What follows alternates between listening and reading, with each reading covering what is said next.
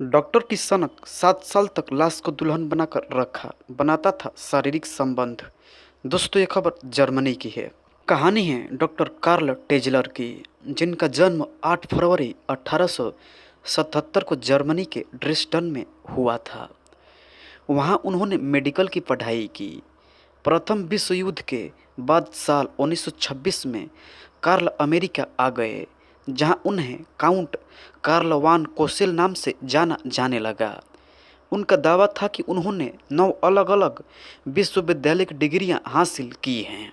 साथ ही कार्ल कहा करते थे कि वह एक महल में पले बढ़े हैं। वह खुद को काफ़ी बुद्धिमान बताते थे, लेकिन बाद में जब उनकी सच्चाई लोगों के सामने आई तो हर कोई हैरान रह गया। दरअसल उन्होंने किया ही कुछ ऐसा था। आखिर कार्ल ने ऐसा क्या किया कि पूरी दुनिया उन्हें जानने लगी। चलिए जानते हैं। द सन खबरों के मुताबिक जर्मनी से अमेरिका आने के बाद कार्ल फ्लोरिडा के मरीन हॉस्पिटल में एक्सरे टेक्नीशियन के रूप में काम करने लगे। डॉक्टर कार्ल टेजलर की माने तो उन्हें बचपन से ही एक सपना आता था, जिसमें खूबसूरत काले घने बालों वाली एक युवती उन्हें दिखाई देती थी। सपने में उनकी एक महिला पूर्वज भी आती थी और कहती थी कि यही युवती तुम्हारा असली प्यार है। बार बार ऐसा सपना आने लगा तो कार्ल ने भी मान लिया कि यही युवती उनका असली प्यार है। आपको बता दें कि 1899 में कार्ल की शादी डोरिस सेफर नामक महिला से हुई थी। उनके 2 बच्चे भी हुए, आयशा और क्लारिस्टा। लेकिन पत्नी से भी कार्ल अक्सर उस सपने का जिक्र करते और कहते कि उनका असली प्यार वह नहीं, बल्कि सपने में आने वाली काले घने बालों वाली युवती है। इसके बाद से ही 1926 में बीबी और बच्चों को जर्मनी में छोड़कर नौकरी के लिए वो खुद अमेरिका आकर रहने लगे। समय बीता और 22 अप्रैल 1930 के दिन जब वो हॉस्पिटल में थे तो उनके पास मारिया एलेना हेलेन नामक मरीज टीबी का इलाज करवाने पहुंची। एलेना को देखकर मानो डॉक्टर कार्ल के होश उड़ गए, क्योंकि उसकी शक्ल हूबहू वैसी थी जो लड़की अक्सर डॉक्टर के सपने में आती थी। एलेना को देखते ही डॉक्टर को उससे पहली नज़र में प्यार हो गया। डॉक्टर कार्ल टेजलर ने एलेना का इलाज शुरू किया। इलाज के लिए एलेना अक्सर अस्पताल आने लगी। इस दौरान एक दिन डॉक्टर कार्ल ने उसे अपने सपने में आने वाली लड़की के बारे में भी बता दिया। तब एलेना ने उन्हें बताया कि वह पहले से ही शादीशुदा है, लेकिन शादी के बाद जब उसका मिसकैरेज हो गया तो उसका पति उससे छोड़कर हमेशा के लिए चला गया। तब से वह अपने माता पिता के साथ ही रह रही है। वैसे भी 1909 में जन्मी एलेना डॉक्टर कार्ल से 32 साल छोटी थी। उम्र का इतना गैप होने के बावजूद कार्ल उससे प्यार करने लगे थे। वह उसे मन ही मन अपनी पत्नी भी मानने लगे। उस दौरान टीबी का इलाज संभव नहीं था, इसलिए हॉस्पिटल वालों ने एलेना को कहा कि अब वह घर पर ही आराम करे, हॉस्पिटल आने की उसे ज़रूरत नहीं है। जब यह बात कार्ल को पता चली तो उन्हें बहुत दुख हुआ। वे तुरंत एलेना के घर पहुंच गए और कहा कि वह उसका इलाज अपने खर्चे पर उसी के घर पर ही करेंगे। एलेना के माता पिता भी इस बात के लिए मान गए। अब डॉक्टर रोज रोज इलाज के बहाने एलेना के घर आने जाने लगे। यहाँ तक कि उन्होंने इलाज के लिए उपयोग में आने वाली मशीनों से लेकर दवाइयों तक को हॉस्पिटल से चुराना शुरू कर दिया। लेकिन तमाम कोशिशों के बावजूद वह एलेना को बचा नहीं पाए और 25 अक्टूबर 1931 के दिन एलेना की मौत हो गई। एलेना की मौत से कार्ल को इतना बड़ा झटका लगा कि वे अपने होश ही खो बैठे। उन्होंने सबसे पहले एलेना के माता पिता से अनुरोध किया कि वह एलेना के अंतिम संस्कार का सारा खर्चा उठाएंगे। यहाँ तक कि उन्होंने एलेना के बड़ी सी कब्र भी बनवाई। एलेना की कब्र में बिजली और इंटरकॉम तक लगवाए। उन्होंने कब्र की सिर्फ एक चाबी बनवाई, जिसे खुद के पास रखा। उन्होंने एलेना के माता पिता से कहा कि अब भी आप एलेना की कब्र के पास आए तो बस बाहर से ही उसे देखकर चले जाएं। लेकिन डॉक्टर के दिमाग में अब भी एलेना को लेकर इस कदर पागलपन था कि वह रोज उसकी कब्र के पास बैठकर उससे बातें करते। एलेना के माता पिता को जब यह बात पता लगी तो वे भी काफ़ी हैरान रह गए। लेकिन उन्होंने सोचा कि समय के साथ साथ डॉक्टर का यह पागलपन ठीक हो जाएगा, पर वो नहीं जानते थे कि ये तो बस अभी शुरुआत थी, आगे तो इससे भी भयानक कुछ होने वाला है। दरअसल 2 साल बाद डॉक्टर को फिर से वो सपने आने शुरू हो गए। उन्हें अब उनकी पूर्वज कहती कि एलेना को तुम घर ले आओ और अपने पास रखो। डॉक्टर ने इस बात पर गौर किया और फिर अप्रैल 1933 को चुपके से कब्र खोदकर सड़ी गली एलेना की लाश को उठाकर वह घर ले आए। किसी को भी इस बात की भनक तक नहीं लगी कि डॉक्टर ने ऐसा भी कुछ किया होगा। अब लाश को तो डॉक्टर कार्ल घर ले आए थे, लेकिन वह इतनी सड़ गल चुकी थी कि उससे बदबू भी आ रही थी। डॉक्टर ने फिर सोचा कि क्यों न एलेना की लाश को फिर से नया शरीर दी जाए। इसलिए उन्होंने मोम की मदद से एलेना के शरीर को बनाना शुरू किया। प्लास्टिक ऑफ पेरिस की मदद से उसके चेहरे को बनाया, आंखों पर 2 कांच के गोले लगा दिए, सिर पर नकली बाल लगाए। बदबू भगाने के लिए वे रोज महंगे महंगे परफ्यूम उस कमरे में छिड़कने लगे। रोज डॉक्टर कार्ल घंटों तक उस लाश से बातें करते, उसके सामने नाचते गाते, उससे अपने साथ सुलाते। वह उसे अपनी दुल्हन मानते थे। ऐसे ही 7 साल बीत गए, लेकिन 7 साल बाद एलेना की बहन ने गौर किया कि अब डॉक्टर कार्ल एलेना की कब्र पर आते ही नहीं हैं। उसे न जाने क्यों डॉक्टर पर शक हुआ, तो वो एक दिन अचानक उससे मिलने उसके घर पर जा पहुंची। लेकिन यहाँ का मंजर देख वह दंग रह गई। उसने देखा कि डॉक्टर कार्ल ने अपने घर में एक लाश रखी हुई हैं और वह उससे बातें कर रहे हैं। उसने तुरंत पुलिस को इसकी सूचना दी। मौके पर पहुंची पुलिस ने डॉक्टर कार्ल से जब इससे लेकर सवाल किए तो उनके भी होश उड़ गए। पता चला कि ये लाश एलेना की है और वह उसके साथ पिछले 7 सालों से रह रहे थे। पुलिस ने तुरंत डॉक्टर कार्ल को गिरफ्तार कर लिया। वहीं लाश का जब पोस्टमार्टम कराया गया तो शव के अंदर योनि आकार की एक छोटी पेपर ट्यूब मिली, जिसके बाद यह दावा किया गया कि डॉक्टर कार्ल एलेना के शव के साथ न सिर्फ सोते थे, बल्कि उसके मृत शरीर से वह फिजिकल रिलेशन भी बनाते थे। पुलिस ने जब उन्हें कोर्ट में पेश किया तो डॉक्टर कार्ल को इसके लिए कोई भी सज़ा नहीं हुई, क्योंकि उस समय इस तरह के अपराध के लिए किसी भी तरह की सज़ा का कोई प्रावधान नहीं था। किसी ने सपने में भी नहीं सोचा था कि कोई शख्स ऐसा भी हरकत कर सकता है। इसके बाद एलेना के शव को उनके परिजनों ने एक ऐसी जगह दफना दिया जिसके बारे में डॉक्टर कार्ल को नहीं बताया गया। उन्होंने ऐसा इसलिए किया कि ताकि दोबारा डॉक्टर कार्ल ऐसा कुछ न करे। फिर भी डॉक्टर कार्ल ने मरते दम तक एलेना की कब्र को ढूंढते रहे। फिर 3 जुलाई 1952 के दिन डॉक्टर कार्ल की मौत हो गई। वैश्या बताकर खौलते पानी में नहलाया, प्राइवेट पार्ट में डाली कांच की बोतल। नहीं सुनी होगी टॉर्चर की ऐसी कहानी। 26 अक्टूबर 1965 अमेरिका के इंडियाना में पुलिस को सूचना मिली कि यहाँ गोर्टूड बेनिजुएस्की नामक महिला के घर में 16 साल की लड़की सिल्विया मेरी लाइकेंस की लाश पड़ी हुई है। गोर्टूड ने पुलिस को बताया कि सिल्विया पर कुछ बदमाश लड़कों ने हमला करके उसका गैंगरेप किया, फिर उसे कई टॉर्चर दिए जिससे उसकी मौत हो गई। साथ ही गोर्टूड ने सिल्विया के द्वारा लिखी एक चिट्ठी भी पुलिस को दी जिसमें इस घटना का जिक्र था।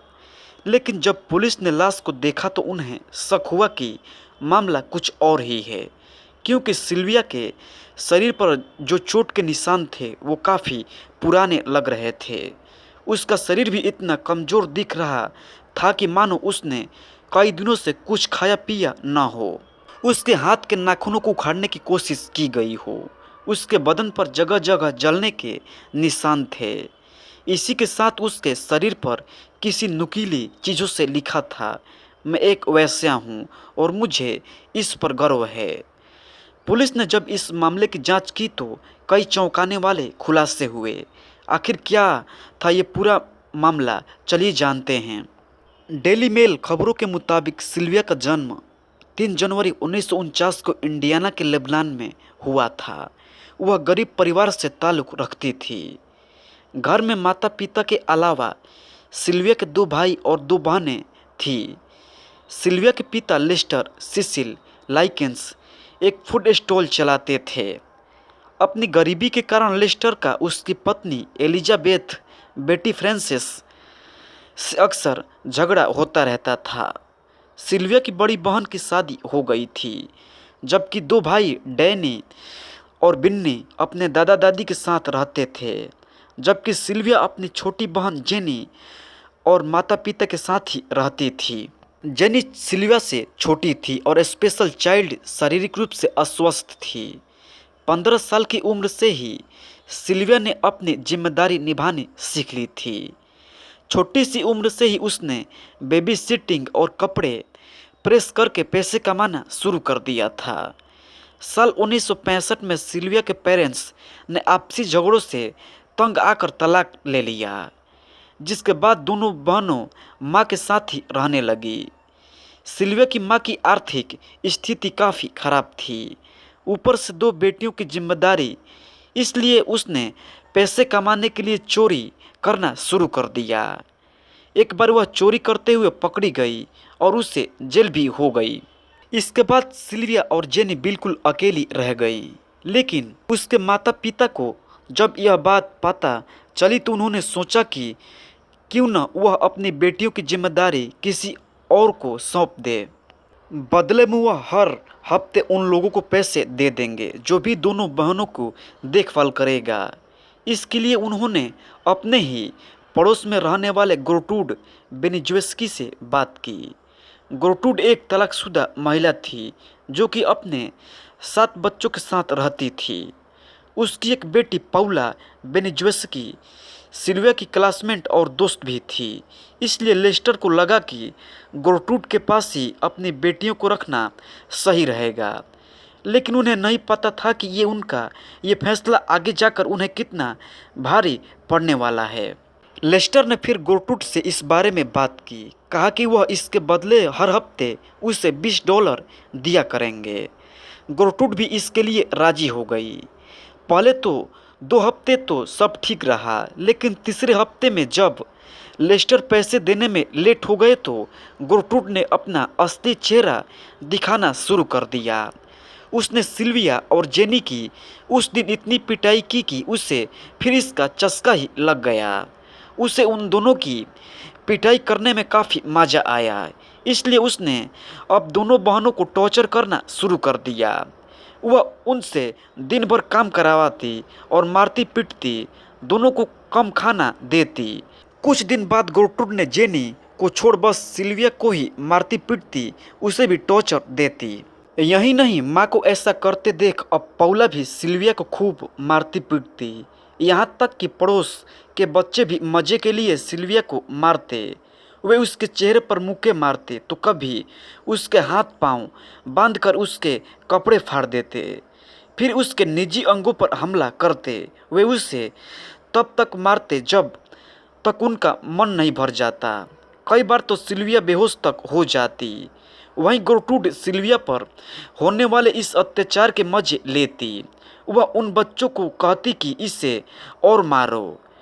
एक बार तो पाउला ने सिल्विया को इतनी जोर से मुक्का मारा कि उसका खुद का हाथ ही टूट गया। फिर जब उससे प्लास्टर लगा तो वह उस प्लास्टर से भी सिल्विया के पेट और चेहरे पर मुक्के मारते रहे। गेर्ट्रूड ने इसके अलावा सिल्विया के बारे में गंदी अफवाहें फैलानी शुरू कर दी। गेर्ट्रूड ने सिल्विया पर इल्ज़ाम लगा दिया कि वह एक वेश्या है और अपने बॉयफ्रेंड से प्रेग्नेंट हो गई है। सिल्विया को इस अपराध से शुद्धि दिलाने के नाम से उसे एक बार नंगा करके खौलते हुए पानी से नहला दिया, फिर उसकी योनि में कांच की बोतल तक डाल दी और जोर से लात मार दी, जिससे सिल्विया के अंदरूनी अंगों में काफ़ी चोटें आई। इस कारण सिल्विया के अंदर अपना मलमूत्र तक कंट्रोल करने की क्षमता नहीं रही। नतीजा ये हुआ कि वह बिस्तर पर ही मलमूत्र कर देती। इसके लिए भी गेर्ट्रूड उसे खूब टॉर्चर देती। कुछ समय बाद गेर्ट्रूड को लगा कि सिल्विया अब उसके बाकी बच्चों के साथ रहने लायक नहीं है, तो उसने गेर्ट्रूड ने सिल्विया को बेसमेंट में बांधकर रखना शुरू कर दिया, वो भी बिना कपड़ों के। उस बेसमेंट को सिर्फ तभी खोला जाता जब गेर्ट्रूड या कोई पड़ोसी सिल्विया को पीटना चाहता हो। गेर्ट्रूड ने अपने पड़ोसी रिचर्ड होप्स की मदद से सुई लेकर सिल्विया के शरीर पर "मैं वेश्या हूँ और मुझे इस पर गर्व है" लिखवा दिया। एक दिन मौका पाकर जेनी चोरी छिपे अपनी बहन सिल्विया से मिलने बेसमेंट में जा पहुंची। वहां सिल्विया ने उससे कहा, "मैं मरने वाली हूँ, मुझे ऐसा लग रहा है।" जब गेर्ट्रूड को इस बात का पता चला तो उसे भी लगा कि शायद इतने टॉर्चर के बाद सच में ही सिल्विया की कहीं मौत न हो जाए। सिल्विया की मौत के इल्ज़ाम से बचने के लिए गेर्ट्रूड ने फिर एक प्लान बनाया। उसने फिर सिल्विया से जबरन एक चिट्ठी लिखवाई, जिसमें लिखवाया कि कुछ बदमाश लड़कों ने उसका रेप किया है और उसे खूब मारा पीटा है। गेर्ट्रूड ने सोचा कि वह सिल्विया को मरवाकर उसकी लाश जंगल में फेंकवा देगी, जिसके बाद अगर पुलिस उस तक पहुंचती है तो ये सारा शक उन लड़कों पर होगा जिनके बारे में उसने सिल्विया से चिट्ठी में लिखवाया था। सिल्विया को जब इस बात की भनक लगी तो गेर्ट्रूड उसे मार देना चाहती थी, तो उसने बेसमेंट से भागने की कोशिश की, लेकिन वह पकड़ी गई। गेर्ट्रूड ने फिर उस पर लोहे की रॉड से जोरदार हमला कर दिया। इससे सिल्विया बेहोश हो गई। फिर उसे वापस बेसमेंट में बांध दिया गया। बेहोशी की हालत में भी उससे मारपीट की गई। फिर 26 अक्टूबर 1965 के दिन सिल्विया की मौत हो गई। जांच के लिए जब पुलिस वहां पहुंची तो गेर्ट्रूड ने उन्हें वही कहानी बताई जो उसने प्लान करके बनाई थी। लेकिन जेनी ने चुपके से एक पुलिस ऑफिसर को कहा कि अंकल प्लीज मुझे यहाँ से बाहर निकलवा दो, मैं आपको सच्चाई बताऊंगी। जेनी ने फिर पुलिस को सारी बात बता दी, जिसके बाद पुलिस ने गेर्ट्रूड, उसकी बेटियां पौला और स्टेफनी, छोटा बेटा जॉन और उसके साथ साथ दो पड़ोसियों रिचर्ड और काय हॉवर्ड को सिल्विया के मर्डर केस के इल्ज़ाम में गिरफ्तार कर लिया, जबकि माइक, रेड्डी, जॉर्लिन, जॉर्डी और एना को सिल्विया की चोट पहुंचाने के इल्ज़ाम में गिरफ्तार किया गया। इन सब के अलावा इसमें कई छोटे बच्चे के भी नाम भी शामिल थे, लेकिन उनकी उम्र का लिहाज करते हुए समझा बुझाकर उन्हें छोड़ दिया गया। कोर्ट में गेर्ट्रूड ने सिल्विया से सारा इल्ज़ाम अपने बच्चों और पड़ोसियों पर डाल दिया। 19 मई 1966 के दिन कोर्ट ने गेर्ट्रूड को सिल्विया की मौत का जिम्मेदार मानते हुए उम्र कैद की सज़ा सुनाई। पौला को भी दोषी मानते हुए उम्र कैद की सज़ा सुनाई। बाकी बच्चे गुनहगार नाबालिग थे, इसलिए जॉन, रिचर्ड और काय हॉवर्ड को 2 साल से 21 साल की सज़ा सुनाई गई। हालांकि तीनों को 2 साल जेल में बिताने के बाद आज़ाद कर दिया गया। गेर्ट्रूड और पौला ने 20 साल जेल में गुजारे, जिसके बाद दोनों को दिसंबर 1985 में जेल से पैरोल पर रिहा कर दिया गया। इसके 5 साल बाद लंग कैंसर से गेर्ट्रूड की मौत हो गई। 14 साल का बेगुनाह लड़का जिसे 10 मिनट में सुना दी गई मौत की सज़ा। फिर 70 साल बाद सच आया सामने। दोस्तों, ये खबर अमेरिका की है। 20वीं सदी का वो मामला जिसमें 14 साल के बच्चे को उस गलती के लिए सजाएं मौत दे दी गई जो उसने कभी की ही नहीं थी। मामला अमेरिका का है। यहाँ 2 बच्चियों की हत्या के आरोप में 14 साल के बच्चे को बिना किसी जांच के उठा लिया गया। यहाँ तक कि उसे सफाई देने तक का मौका नहीं दिया गया। फिर कोर्ट ने भी उसे मौत की सज़ा सुनाने में देर नहीं की और मासूम को इलेक्ट्रिक चेयर पर बिठाकर करंट देकर मार डाला गया। लेकिन 70 साल बाद जब पता चला कि वो बच्चा निर्दोष था तो दुनिया को अमेरिका की इस गलती के लिए बहुत गुस्सा आया। इस मामले ने एक तरफ से अमेरिका के न्याय प्रणाली पर सवाल उठा दिए थे। चलिए जानते हैं इस पूरे मामले को। 23 मार्च 1944 का दिन, जगह कैरोलिना, शहर का ओल्कोलू इलाका। यहाँ अफ्रीकी अमेरिकी मूल का 14 वर्षीय जॉर्ज स्टीनी परिवार के साथ रहता था। जॉर्ज के बारे में कहा जाता है कि वह थोड़ा लड़ाकू और दबंग मिजाज का लड़का था। हमेशा गुस्से में रहता और ज़्यादा किसी से बात नहीं करता। 23 मार्च 1944 को जॉर्ज स्टीनी अपनी छोटी बहन कैथरीन के साथ घर के पास खेल रहा था। तभी वहां साइकिल पर सवार दो लड़कियां आकर रुकी। दोनों बहनें थीं। एक का नाम बेटी और दूसरी का नाम मैरी था। दोनों ने जॉर्ज और कैथरीन को देखा तो उनके पास गई। बहनों ने दोनों को बताया कि वे एक खास फूल की तलाश कर रही हैं, लेकिन काफ़ी देर से उन्हें वह फूल नहीं मिल रहा है। तब जॉर्ज स्टीनी ने कहा कि मुझे पता है कि फूल कहाँ मिलेगा। फिर वह लड़कियों की मदद के लिए उनके साथ चल पड़ा। उसकी बहन कैथरीन भी उसके साथ थी। फिर बाद में जॉर्ज स्टीनी और कैथरीन वापस घर आ गए। यहाँ बता दें, जॉर्ज स्टीनी अफ्रीकी मूल रूप का था, इसलिए वह अश्वेत था, जबकि बेटी और मैरी श्वेत थी। और उस समय अमेरिका में गोरे काले का काफ़ी भेदभाव था। उधर शाम हो गई, लेकिन बेटी मैरी अब तक घर नहीं पहुंची थी। दोनों के माता पिता परेशान हो गए। तब उन्हें पता लगा कि लड़कियों का अंतिम बार जॉर्ज और कैथरीन के साथ देखा गया था। बेटी और मैरी के माता पिता जॉर्ज के घर पहुंचे और उनसे बेटियों के बारे में पूछा। जॉर्ज ने बताया कि वे लोग उन्हें फूल वाली जगह छोड़कर वापस घर आ गए थे। इसके बाद उन्हें नहीं पता कि वे दोनों कहाँ गई हैं। जॉर्ज के पिता भी बेटी और मैरी के ढूंढने के लिए उनके माता पिता के साथ निकलते हैं, लेकिन दोनों कहीं नहीं मिलती।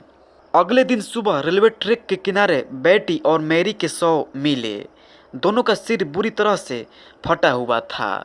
ऐसा लग रहा था कि जैसे किसी भारी चीज से दोनों पर हमला किया गया हो। मामला पुलिस तक जा पहुंचा। पुलिस ने तफ्तीश शुरू की तो तफ्तीश के दौरान पुलिस को पता लगा कि अंतिम बार वे दोनों जॉर्ज और कैथरीन के साथ देखी गई थी। इसी के साथ कैरोलिना पुलिस जॉर्ज के घर पहुंची। फिर वहां से जॉर्ज स्टीनी और उसके भाई जॉनी को उठाकर पुलिस स्टेशन ले गई। कई घंटे दोनों से पूछताछ की गई, जिसके बाद जॉनी को छोड़ दिया गया, लेकिन जॉर्ज स्टीनी को हिरासत में ले लिया गया। फिर कुछ ही घंटों बाद पुलिस के बयान जारी किया कि जॉर्ज ने अपना गुनाह कबूल कर लिया है।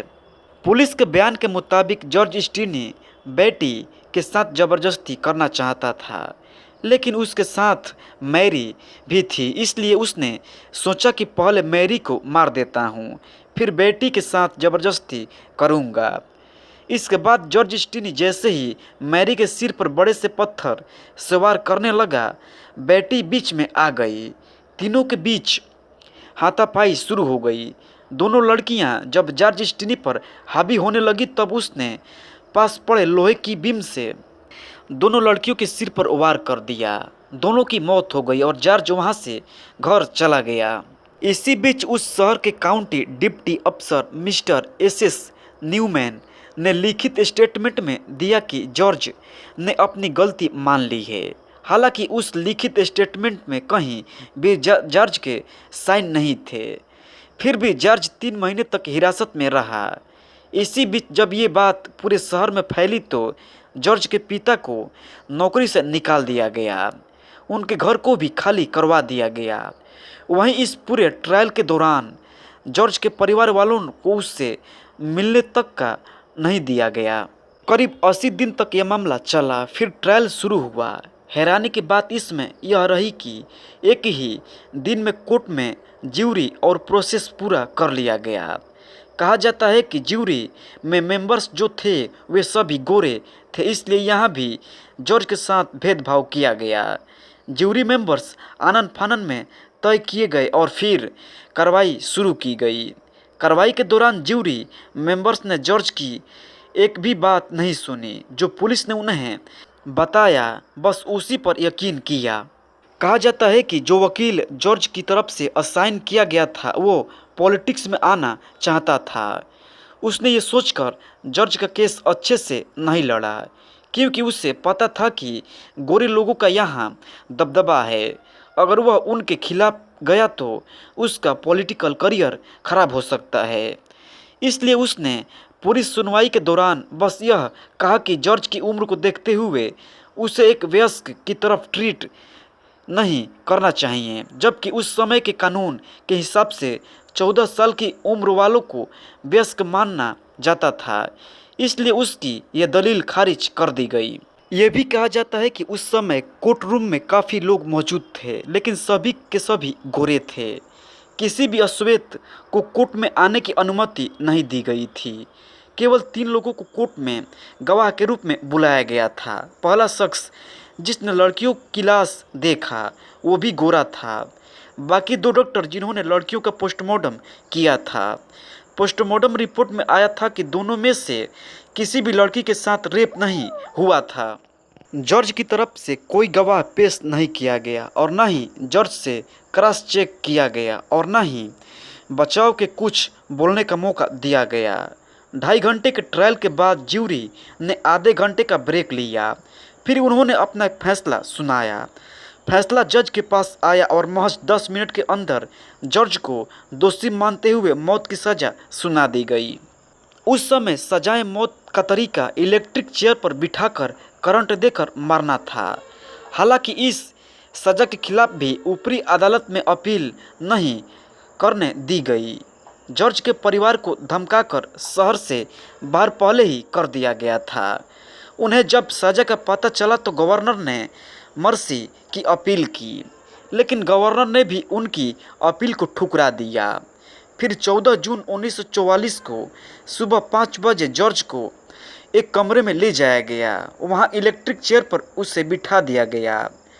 उसके हाथ पांव बांध दिए गए, लेकिन वह चेयर पर फिट नहीं बैठ रहा था क्योंकि उसकी हाइट कम थी। फिर आनन फानन में वहां पड़ी किताबों को चेयर पर रखकर जॉर्ज को फिर से बिठाया गया ताकि उसका सिर लोहे की कैप तक पहुंच सके। फिर जैसे ही उसे लोहे की कैप पहनाई गई, उसे 5380 वाट का करंट का जोरदार झटका दिया गया और चंद सेकंड में जॉर्ज की मौत हो गई। फिर साल 2013 में कुछ लोगों ने इस केस में दिलचस्पी दिखाई और रिसर्च शुरू किया। उन्हें लगा कि जॉर्ज के साथ नाइंसाफ़ी हुई है, इसलिए 70 साल बाद जनवरी 2014 में फिर से केस को ओपन किया गया। फिर जब जांच शुरू हुई तो ऐसी बात खुलकर सामने आई जिससे सभी के होश उड़ गए। दरअसल लड़कियों की पोस्टमार्टम रिपोर्ट में कहा गया था कि दोनों पर किसी भारी चीज से हमला किया गया था, वो भी जोर जोर से कई बार, जिससे उनकी मौत हुई है। उस समय पुलिस ने उस लोहे के बीम को कस्टडी में ले रखा था जिससे दोनों पर वार किया गया था। अब जब दोबारा उस चीज़ की जांच की गई तो पता चला कि उस लोहे की रोड का वजन 20 किलो था। अब यहाँ सवाल ये उठता है कि इतना छोटा सा बच्चा इतने भारी बीम से लड़कियों पर ताबड़तोड़ वार कैसे कर सकता है। इसके लिए जॉर्ज की कद काठी और उम्र के कुछ बच्चों से इनका डमी करवा कर देखा गया। फिर ये माना गया कि यह मुमकिन नहीं है कि जॉर्ज उन पर वार किए होंगे। इसी के साथ दूसरी तरफ उस जज ने भी मान लिया था कि उन्होंने फैसले में गलती की थी। उस पूरी कार्रवाई के दौरान जॉर्ज के साथ नाइंसाफ़ी हुई थी। बाद में दिसंबर 2014 में इस बात पर मुहर लग गई कि जॉर्ज निर्दोष था। कोर्ट में जब यह नया फैसला आया तो जॉर्ज के भाई बहन, जो कि अब काफ़ी बूढ़े हो चुके थे, फूट फूट कर रोने लगे। उन्होंने कहा कि हमारे भाई को उस गुनाह की सज़ा मिली जो उसने कभी किया ही नहीं था। बहन कैथरीन ने भी यह कहा कि उस समय वह जॉर्ज के साथ ही थी। उसने पुलिस वालों को बताया भी था, लेकिन तब किसी ने भी उसकी बातों पर नहीं यकीन की थी।